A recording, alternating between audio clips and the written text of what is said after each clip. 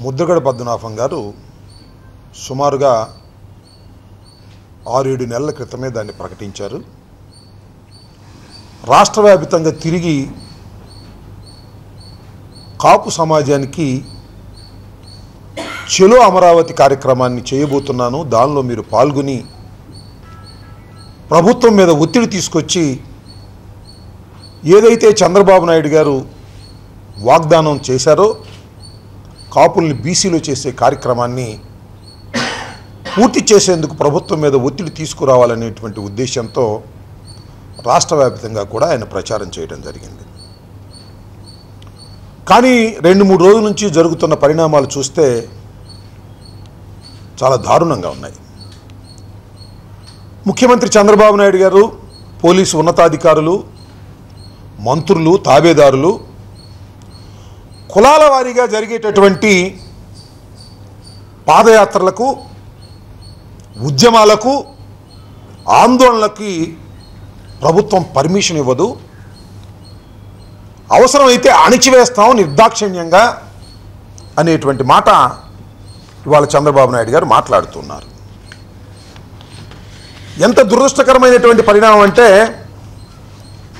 ఇదే చంద్రబాబు నాయుడు గారు ఎన్నికలకు ముందు తాను అధికారంలోకి రావడం కోసం కులాల వారీగా పేరున కులాలు చెప్పి ఆ కులాలకు వాగ్దానం చేశారు.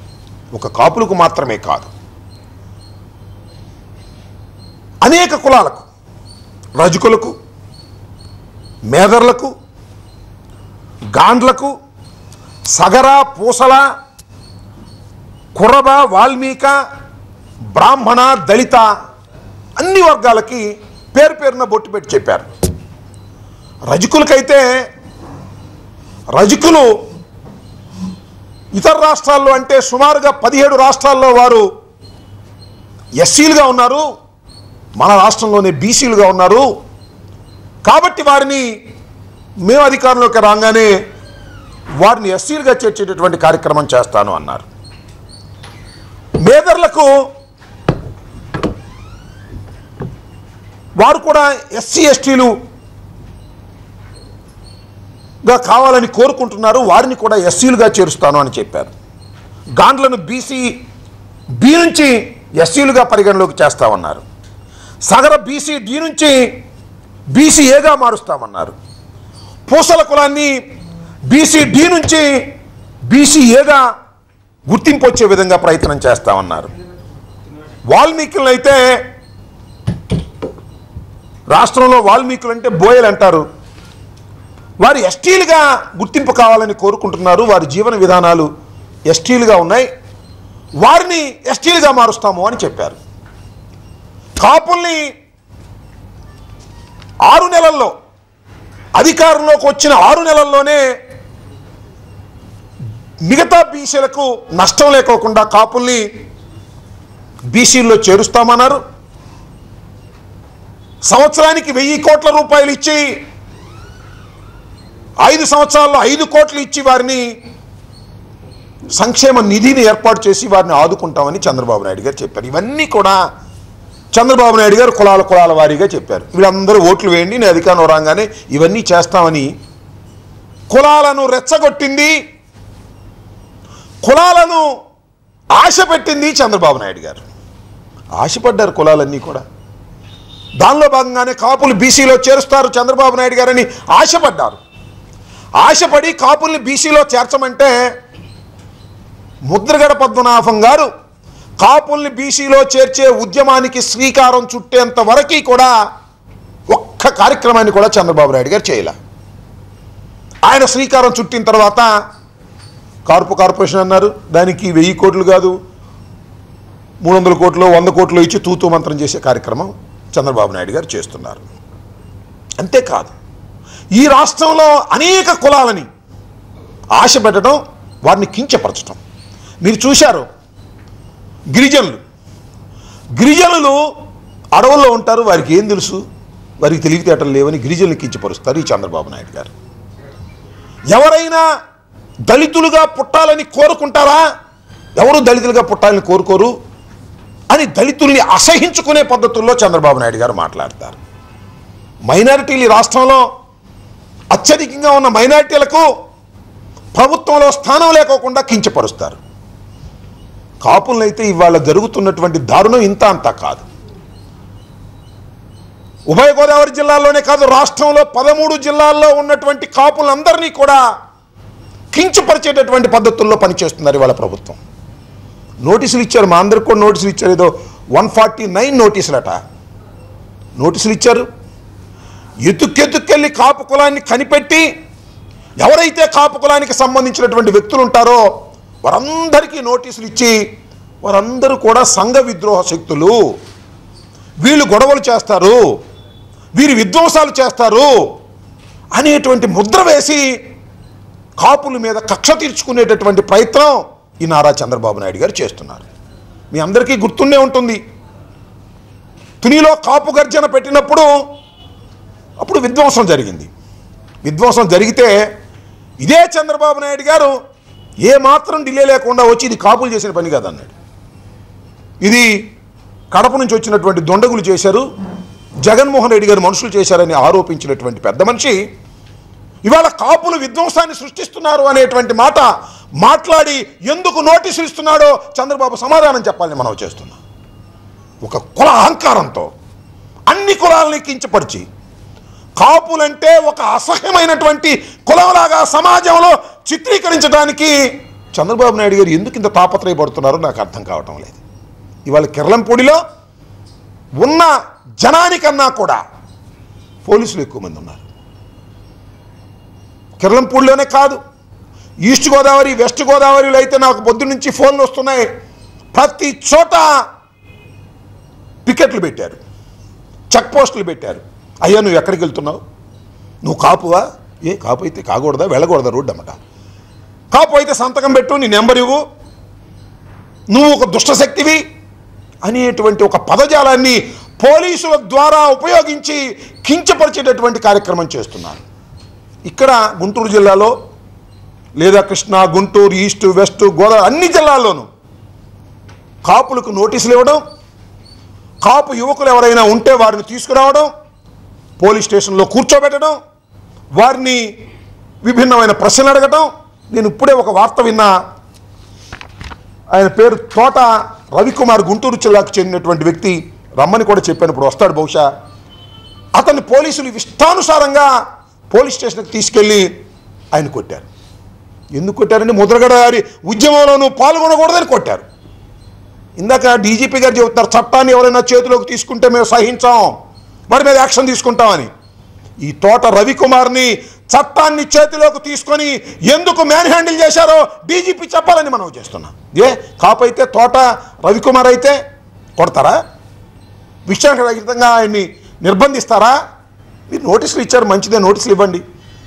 చట్ట ప్రకారం మీరు అఘోరించవలసినటువంటి మీరు ఇలాంటి దౌర్భాగ్యమైనటువంటి పరిస్థితికి మీరు ఎందుకు దిగజారిపోతున్నారు? ఏమిటి ముద్రగడంటే నీకు ఎందుకు భయం, కాపులంటే ఎందుకంత భయం?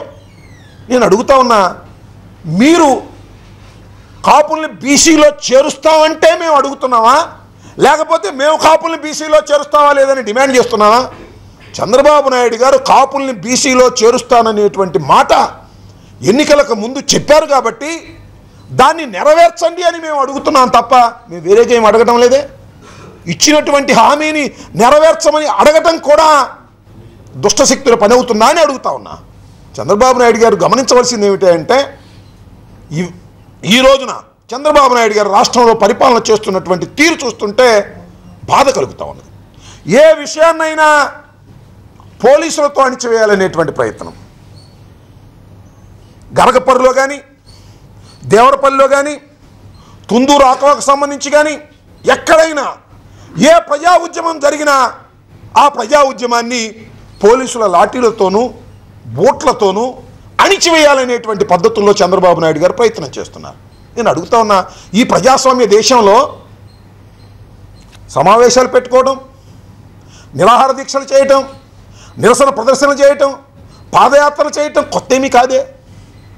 ఇదేం బ్రిటిష్ పరిపాలన కాదే, ప్రజాస్వామ్య పరిపాలన. ప్రజాస్వామ్య పరిపాలనలో ప్రజాస్వామ్యయుతంగా ఇలాంటి నిరసన ప్రదర్శనలు చేసుకునేటటువంటి హక్కు ఒక కాపులకే కాదు అందరికీ ఉంటుంది. అలాంటి ఉద్యమాలని మీరు చేయవలసింది ఏమిటి? ఎందుకు అసంతృప్తిగా ఉన్నారు కాపులు? ఎందుకు గంగపర్రులో ప్రజలు అసంతృప్తిగా ఉన్నారు? ఎందుకు దేవరపల్లిలో ప్రజలు అసంతృప్తిగా ఉన్నారు? వారిని కనుక్కొని వారిని సంతృప్తి చెందడం ద్వారా ఉద్యమాల్ని అణచాలి తప్ప వారితో చర్చలు జరుపుకోకుండాను, వారి బాధ ఏంటో తెలుసుకోకుండాను, వారి న్యాయమైనటువంటి పద్ధతిలో కాదో తెలుసుకోకుండాను, పోలీసులు మీ చేతుల్లో ఉన్నారు కదా అని చెప్పేసి అణిచివేయాలనేటువంటి ప్రయత్నం చేయటం అనేది అతి దారుణమైన పాశవికమైనటువంటి విధానం కాదా అని అడుగుతా ఉన్నా. చంద్రబాబు నాయుడు గారు is a most experienced personality. గతంలో 9 సంవత్సరాలు పరిపాలన చేశారు, ఇప్పుడు 3 సంవత్సరాలు పరిపాలన చేశారు. ఏమిటిదంటున్నా? అనుభవజ్ఞుడైనటువంటి చంద్రబాబు నాయుడు గారు చేయవలసిన పని ఇది కాదు, తీరిది కాదు. ఖచ్చితంగా ప్రజాస్వామ్యంలో ప్రజాస్వామ్యయుతంగా వస్తున్నటువంటి ఉద్యమాలని ప్రజాస్వామ్యయుతంగానే వాటిని ఎదుర్కోవలసినటువంటి ప్రభుత్వాలు అనాగరికంగా, దౌర్జన్యంగా, దుర్మార్గంగా ఎదుర్కొని అణచివేయాలనేటువంటి ప్రయత్నం చంద్రబాబు నాయుడు గారు చేస్తున్నారు. ఒక్క అంశంలోనే కాదు, కాపుల అంశంలోనే కాదు, అన్ని అంశాల్లోనూ ఇలాగే చేస్తున్నారు. నేను మనవి చేస్తున్నా, చంద్రబాబు నాయుడు గారు గుర్తుపెట్టుకోండి, కాపుల ఓటు ద్వారానే ఈ రాష్ట్రంలో నువ్వు ముఖ్యమంత్రి అయ్యావనే విషయాన్ని దయచేసి మర్చిపోవద్దని మనవి చేస్తున్నా. ఇవాళ ముద్రగడ పద్మనాభాన్ని అణచాలని ఆయన ఇంటి చుట్టూరా వేల మంది పోలీసుల్ని పెట్టి అణచివేయడానికి ప్రయత్నం చేస్తే ఒక్కొక్క కాపు యువకుడు ఒక్కొక్క ముద్రగడై విజృంభించేటటువంటి సమయం వస్తుందని కూడా మర్చిపోవద్దని మనవి చేస్తున్నా. ఇలాగే చేశారు మీరు మీ మామగారు ముఖ్యమంత్రిగా ఉన్నప్పుడు. వంగవీటి మోహన్ రంగారావు గారిని వేటాడి వెంటాడి వేధించి చివరికి హతమార్చారు. హతమార్చినందుకు ఫలితం అనుభవించారని మనం చేస్తున్నా. తుక్కుగా ఓడిపోయారు. ఈ రాష్ట్రంలో కాపుల ఓట్లు అడిగేటటువంటి నైతిక హక్కు చంద్రబాబు నాయుడు నువ్వు కోల్పోతున్నావు, గుర్తుపెట్టుకో. బుద్ధున్నవాడు ఎవడు నీకు మళ్ళీ ఓటు వేయడని మనం చేస్తున్నా. ఏ కాపైనా, ఏ పార్టీకి ఓటేసిన వాడైనా వాడికి నోటీస్ ఇస్తావా? ఏ కాపైనా వాడిని తీసుకెళ్ళి జైల్లో పెడతావా? ఏ కాపైనా వాడిని తీసుకెళ్ళి పోలీస్ స్టేషన్లో ఇష్టం వచ్చినట్టుగా బాధిస్తావా? దారుణమైనటువంటి పని చేస్తున్నారు మీరు. పోలీసు యంత్రాంగాన్ని ఉపయోగించుకొని దారుణంగా వ్యవహరించేటటువంటి ప్రభుత్వాలు కాలగర్భంలో కలిసిపోతాయనే విషయాన్ని కూడా దయచేసి చంద్రబాబు నాయుడు గారు గుర్తుపెట్టుకోమని మనం చేస్తున్నా. యోధులు ఈ దేశంలో, ప్రపంచంలో ఎంతోమంది పోలీస్ వ్యవస్థను అడ్డం పెట్టుకొని, మిలిటరీని అడ్డం పెట్టుకొని పరిపాలన చేసిన వారు.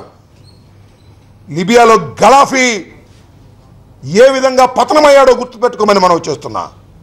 ఆ రోజున గడాఫీకి ఏ గతి పట్టిందో ఆంధ్రప్రదేశ్లో చంద్రబాబు నాయుడు గారు మీకు కూడా అదే గతి పడుతుంది. పోలీసుల లాఠీలతోనే ప్రభుత్వాలు నడపాలనుకుంటే గడాఫీకి పట్టిన గతే చంద్రబాబుకు కూడా పడుతుందనే విషయాన్ని దయచేసి మర్చిపోవద్దని మనం చేస్తున్నాం. ఏ కులం నీకు వ్యతిరేకంగా ఉంటే ఆ కులాన్ని అణిచేయటం. పాపం ఐవైఆర్ కృష్ణారావు గారు బ్రాహ్మణులో నిష్ణాతుడు, మంచివాడు అని చెప్పి మీరే తీసుకొచ్చి బ్రాహ్మణ సంఘానికి చైర్మన్గా పెట్టారు, కార్పొరేషన్కి. లోకేష్ బాబు గారు చెబితే వినలేదని, జన్మభూమి కమిటీలు చెబితే వారికి ఇవ్వలేదని, న్యాయమైన వారికి, ధర్మమైన వారికి, అర్హతలు కలిగిన వారికి మాత్రమే కార్పొరేషన్ నుంచి సంక్షేమ నిధులు మళ్లించాడని కక్ష పెట్టుకొని అవమానకరంగా అర్ధరాత్రి ఒక ఐఏఎస్ ఆఫీసర్గా ఉన్నటువంటి మాజీ ఐఏఎస్ ఆఫీసర్ని అవమానకరంగా తొలగించి బ్రాహ్మణుల మీద కక్ష తీర్చుకునేటువంటి ప్రయత్నం చేస్తున్నాం. ఈ రాష్ట్రంలో ఏ కులాలు బతకడానికి వీల్లేదు. కుల అహంకారంతో పెచ్చి పెరిగిపోతున్నటువంటి చంద్రబాబు నాయుడు గారికి ప్రజలు సరైన సమాధానం చెప్తారు. అన్ని కులాలు కలిసి క్విట్ చంద్రబాబు అనే రోజు ఒకటి వస్తుందనే విషయాన్ని దయచేసి మర్చిపోవద్దని మనం చేస్తున్నా. ఈ రోజున ఇంత దారుణంగా ఈస్ట్ వెస్ట్ కృష్ణా గుంటూరు జిల్లాల్లో చెక్ పోస్టులు పెట్టి దారుణంగా వ్యవహరిస్తున్నటువంటి మీకు పోలీసులు శాశ్వతంగా మీ అమ్మట ఉంటారా? రాజశేఖర రెడ్డి గారు ముఖ్యమంత్రిగా ఉన్నప్పుడు, కాంగ్రెస్ ప్రభుత్వం అధికారంలో ఉన్నప్పుడు పోలీసులు మీ వెంట లేరు, మర్చిపోకండి మనం చేస్తున్నా. ఆ 9 సంవత్సరాలు మీ వెంట ఉంటారు, ఈ 3 సంవత్సరాలు మీరు వెంట ఉంటారు, ఇంకా మీ అదృష్టం బాగుంటే ఇంకో 2 సంవత్సరాలు మీ వెంట ఉంటారు తప్ప తర్వాత పోలీసు వ్యవస్థ మీ చేతిలో ఉండదని కూడా దయచేసి మర్చిపోవద్దని మనం చేస్తున్నా. ధర్మంగా, న్యాయంగా పరిపాలన చేయవలసినటువంటి ముఖ్యమంత్రులు దౌర్జన్యంగా, అన్యాయంగా, అక్రమంగా కులాలని అణిచివేయాలని ప్రయత్నం చేస్తే సహించడానికి సిద్ధంగా లేరు. ముఖ్యంగా కాపులు సహించడానికి సిద్ధంగా లేరు. చంద్రబాబు నాయుడు గారు మీరిచ్చిన వాగ్దానం మేము కోరుకున్నది కూడా కాదని మనం చేస్తున్నా. ఎందుకంటే చంద్రబాబు నాయుడు గారు ఇచ్చారు, మేనిఫెస్టోలో పెట్టారు, ఇదిగో కాపుల సంక్షేమం కోసం చంద్రబాబు నాయుడు గారు మేనిఫెస్టోలో పెట్టినటువంటి విషయాన్ని మేము అడుగుతున్నాం తప్ప మరొకటి కాదు. కాపుల రిజర్వేషన్ని విషయం ప్రత్యేక కమిషన్ను నియమించి నిర్ణీత కాల వ్యవధిలో బీసీలకు నష్టం జరగకుండా సమస్యను పరిష్కరిస్తాను, కాపులకు న్యాయం చేస్తానని రాతపూర్వకంగా నువ్వు ఇచ్చావు. వస్తున్నా మీకోసం పాదయాత్రలో నడుస్తూ 6 నెలల్లో నన్ను అధికారంలోకి తీసుకురండి, 6 నెలల్లో మిమ్మల్ని కాపులను బీసీలో చేరుస్తాను, బీసీలకు అన్యాయం చేయకుండా చూస్తాను. ఏమైంది 6 నెలలు? 6 నెలలు పోయింది, 3 సంవత్సరాలు అయింది, ఇంతవరకు లేదు. బీసీ కమిషన్ మంజునాథనేమో నన్ను బీసీ కమిషన్గా వేశారు తప్ప కాపుల్ని బీసీలో చేర్చే అంశం నాది కాదనేమో ఆయన అంటాడు. ఇక్కడ ముద్దగడ పద్మనాభం గారేమో పాదయాత్ర చేస్తే ఒప్పుకోవు, ఇంట్లో కూర్చుని నిరాహార దీక్ష చేస్తే ఇల్లు అద్దాలు పగలగొట్టి తలుపులు పగలగొట్టి తీసుకువెళ్ళి పోలీస్ స్టేషన్లో పెట్టి హాస్పిటల్లో పెట్టి హింసిస్తావు. ఇంట్లో నిరాహార దీక్ష చేయడానికి వీల్లేదు, బయట పాదయాత్ర చేయడానికి వీల్లేదు, గొంతె తెరవడానికి వీల్లేదు. నేను అడుగుతా ఉన్నా చంద్రబాబు నాయుడు గారు, ఈ ప్రభుత్వానికి వ్యతిరేకంగా నిరసన చెప్పడానికి మీ పర్మిషన్ కావాలా? డీజీపీ గారు పర్మిషన్ కావాలా? అంటే ప్రభుత్వాలకు వ్యతిరేకంగా నిరసన చెప్పేందుకు పర్మిషన్ తీసుకొని నిరసన చెప్పేటటువంటి ప్రజాస్వామ్య సాంప్రదాయం చంద్రబాబు నాయుడు గారు ముఖ్యమంత్రి అయిన ఈ 3 సంవత్సరాలనే వస్తుందా? ఇంతకుముందు ప్రభుత్వాలకు వ్యతిరేకంగా ఎవరు పనిచేయలేదా? కాపులు ఈ రకంగా చూస్తే మాదిగ దండోరాని ఏ రకంగా చూస్తున్నారో మేము చూస్తున్నాం. వారు కురుక్షేత్రం అని చెప్పేసి వారి హక్కుల కోసం పోరాటం చేస్తూ ఉంటే వారి మీద ఎంత దారుణంగా వ్యవహరించారు.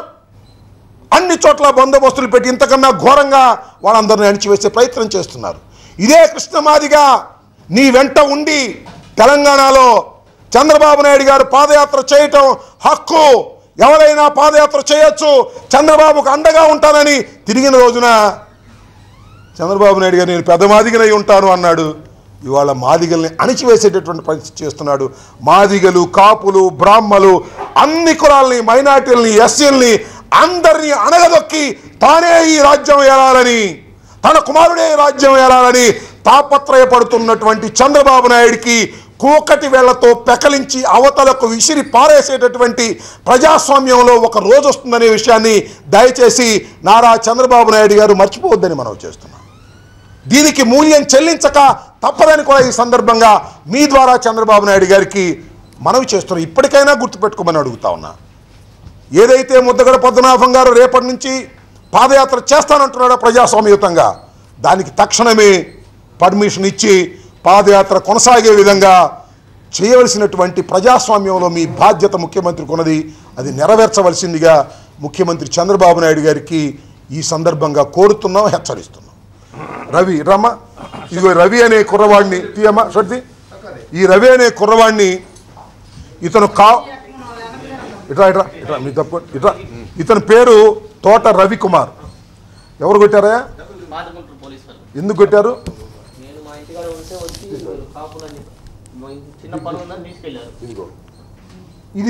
ఇది ప్రజాస్వామ్యమా? ఇందాక డీజీపీ గారు టీవీలో చెప్తున్నారు, నేను విన్నా. ప్రజాస్వామ్యంలో చట్టాన్ని చేతిలోకి తీసుకుంటే పోలీస్ సహించదని. దీన్ని పోలీసు వారి చట్టాన్ని చేతిలోకి తీసుకోవటం కాదా? అంటే ఇతను కాపాయినంత మాత్రాన, ఇతను ముద్రగడకు సపోర్ట్ చేసినంత మాత్రాన పాదయాత్ర ప్రారంభించకముందే తీసుకువెళ్ళి ఈయన కొడతారా? ఇది ధర్మమేనా? ఇదేనా చంద్రబాబు నాయుడు గారి పరిపాలన? దీనికి చంద్రబాబు నాయుడు గారు, డీజీపీ గారు సమాధానం చెప్పాలని కోరుతున్నా. నువ్వేం భయపడమాకమ్మా, ఏం పర్లేదు, మేము ఉన్నాం, మేము చూసుకుంటాం. ఓకే? ఎందుకు కొట్టారు నిన్ను? మీరు కాపులు నేను కాపులు అని చెప్పని తీసుకెళ్ళి ఎరా మీరు ధర్నాలు చేస్తా ఉంటారు, మా పోలీస్ జవాబు మీకు కాపులా కాయాలరా మేము, మీరు బస్సులు పాల్గొడతా ఉంటారు, ఇది అని చెప్పని తిట్టేయటం, కాళ్ళతో బుట్లు దగ్గర కొట్టారు. అసలు మాకేం సంబంధం సార్, నేనేదో మా ఇంటి పని చేయించుకుంటా, నేను ఉంటే వచ్చారు, ఏదో చిన్న పని ఉందమ్మా అని తీసుకెళ్లారు. తీసుకువెళ్ళి అతను ఎవరో గోపి అనే కుర్రాడు ఎక్కడ ఉంటారు మహిళ దగ్గర, అతనే సార్ చెప్తాను సార్ అన్న, మీరైతే కాపులైతే అది ఇదని వల్గర్గా బూతులు తిట్టేసి బూట్ కాళ్ళతో ఎగిరి కొట్టి ఆ కొరడా అనేది ఒకటి లెదర్ది దాన్ని పెట్టి ఎగిరెగిరి కొట్టాడు ఒక అతను. మనోజ్ పాత గుంటూరు స్టేషన్ వారు. సరే సరే ఓకే అమ్మా, రైట్ రైట్. తోట రవికుమార్. నేను ఏదేంటంటే ఇతను కాపాయినంత మాత్రాన రేపు ముద్దగడ పద్మనాభం గారి పాదయాత్ర ప్రారంభమవుతుంది. బహుశా ఈయన పాదయాత్రలో పాల్గొవాలని అనుకుంటే, ఒకవేళ అలాంటి మీకు అనుమానం ఉంటే మీరు అతను నోటీస్ ఇచ్చారు, రేపు పాల్గొంటే అతను అరెస్ట్ చేయొచ్చు, తప్పులేదు. కానీ మ్యాన్ హ్యాండిల్ చేసేటటువంటి హక్కు పోలీసు వారికి ఎవరిచ్చారు? లోకేష్ ఇచ్చాడా? చంద్రబాబు ఇచ్చాడా? ఎవరిచ్చారు? ప్రజాస్వామ్యంలో ఒక వ్యక్తిని ఇంత దారుణంగా కొట్టవలసిన పరిస్థితి ఏమొచ్చింది? ఇది కాపైనంత మాత్రాన అతను ఈ రకంగా చిత్రహింసలకు గురి చేస్తారా అనేది మా ప్రశ్న. దీనికి చంద్రబాబు నాయుడు డీజీపీ సమాధానం చెప్పాలని ఈ సందర్భంగా డిమాండ్ చేస్తున్నాం. ఇంకా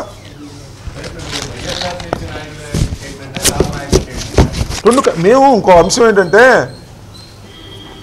నేను వైఎస్ఆర్సీపీ నాయకుడిగానే ఈ ప్రెస్ మీట్ పెట్టాను, నాయకుడిగానే నేను మాట్లాడుతున్నాను. కాపులు జరుగుతున్న ఈ అన్యాయాన్ని వైఎస్ఆర్సీపీ మనస్ఫూర్తిగా సపోర్ట్ చేస్తున్నది. ముద్దగడ పద్మనాభం గారి పాదయాత్రకు వైఎస్ఆర్సీపీ మద్దతు ఇచ్చింది.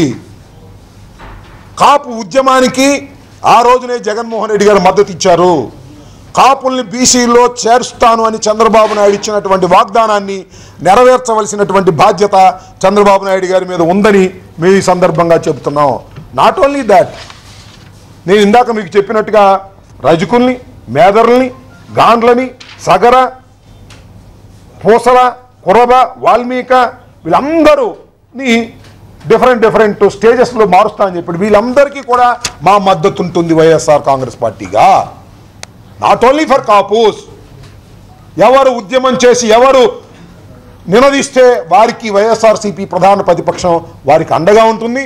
ఇప్పుడు కాపులకు జరుగుతున్న అన్యాయానికి వైఎస్ఆర్సీపీ వారితో గొంతు కలిపి ముందుకు వెళ్ళడానికి సిద్ధంగా ఉంది. ఇది అన్యాయం జరుగుతుంది, అప్రజాస్వామ్యంగా జరుగుతుంది. ఇది ప్రజాస్వామ్యంలో పోలీసులు ఈ విధంగా వ్యవహరించడాన్ని మేము తీవ్రంగా ఖండిస్తున్నాం. దీనికి సమాధానం చెప్పవలసిందిగా కూడా కోరుతున్నాం.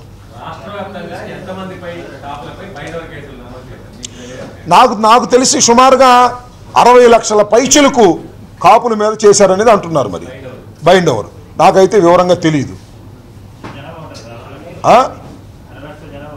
ఉన్నారో లేదో మరి అది అంటున్నారు. మరి ఐ డోంట్ నో యాక్చువల్లీ. ఇది మీరు ఇంకా పోలీసు వారిని అడిగితే వాళ్ళు చెప్తారు, వాళ్ళ దగ్గర లిస్ట్ ఉంది కాబట్టి.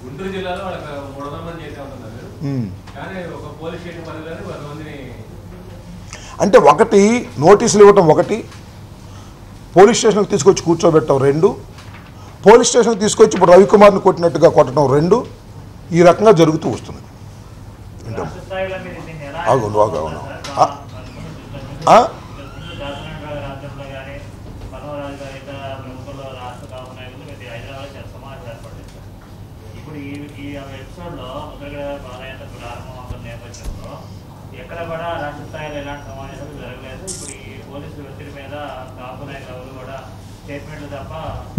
చూద్దామండి. Yes, okay. మీరు ఇందాక ఆ రోజున ముద్దగడ పద్మనాభం గారిని హాస్పిటల్లో పెట్టి నిర్బంధించి హాస్పిటల్లో ఆయన ఏమవుతాడో తెలియని అగమ్య గోచరమైన పరిస్థితి ఉన్నప్పుడు ఆ రోజున దాసరి నారాయణరావు గారు, చిరంజీవి గారు, పల్లవరాజు గారు, బొత్స సత్యనారాయణ గారు మేమందరం కలిసి కూర్చుని ఆయన ప్రాణానికి హాని జరిగితే మేము చూస్తూ ఊరుకోమని ఒక హెచ్చరిక ఈ ప్రభుత్వానికి చేయడానికి పనికొచ్చాం. ఇవాళ కూడా if such a stage comes, డెఫినెట్గా రాష్ట్రంలో ఉన్నటువంటి కాపు పెద్దలు తప్పనిసరిగా కలుస్తారు. కలిసే విధంగా కూడా మేమందరం కూడా మాట్లాడుకుంటాం.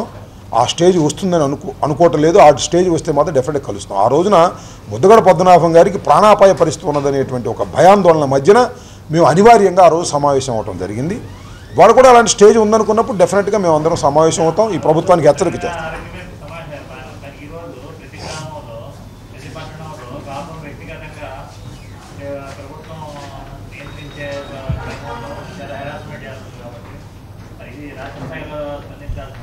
డెఫినెట్గా స్పందించాల్సిన అవసరం ఉందని భావిస్తున్నాం. దాని గురించి కూడా ఆలోచన చేస్తాం. ఎందుకంటే వాళ్ళ రాష్ట్ర వ్యాప్తంగా రేపు 26వ తారీఖున ముద్దగడ పద్మనాభం గారి పాదయాత్ర ప్రారంభించాల్సిన సమయం ఆసనమవుతున్న సందర్భంలో ముద్దగడ పద్మనాభం గారి పాదయాత్రను విఫలం చేయటం కోసం, ముద్దగడ పాదయాత్రలో ఎవ్వరూ రాష్ట్రంలో పాల్గొకుండా ఉండేందుకు పోలీసు ద్వారా అనేకమైనటువంటి అణిచివేత కార్యక్రమాలు చంద్రబాబు నాయుడు గారు తలపెట్టారు. కాబట్టి ఈ క్రమంలో కాపు యువకులు, కాపు నిరుద్యోగులు, కాపు పెద్దలు హింసకు గురవుతున్నారు. కాబట్టి హింస కంటే హెరాస్మెంట్కు గురవుతున్నారు. కాబట్టి దీని మీద ఉన్నత స్థాయిలో కాపు పెద్దలతో సమావేశం వేసి చర్చించుకోవాల్సిన అవసరం ఉందని భావిస్తున్నాం. దాన్ని కూడా త్వరలో చూస్తాం. 26, 27, 27, 28, 29 పరిణామాల తర్వాత అవసరమైతే కూర్చోడానికి ప్రయత్నం చేస్తాం.